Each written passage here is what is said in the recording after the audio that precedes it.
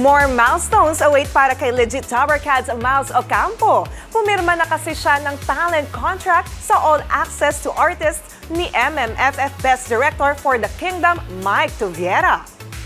Ang AAA din ang nag-handle sa career ng co-host niya sa It Bulaga na si Maine Mendoza at ng aktres na si Marian Rivera. Dahil dyan, asahan ng magiging booked and mas busy palagi si Miles. Chika niya, gusto niyang gumawa ng intense drama gaya ng kakatapos lang na Holy Week special nila sa It Bulaga.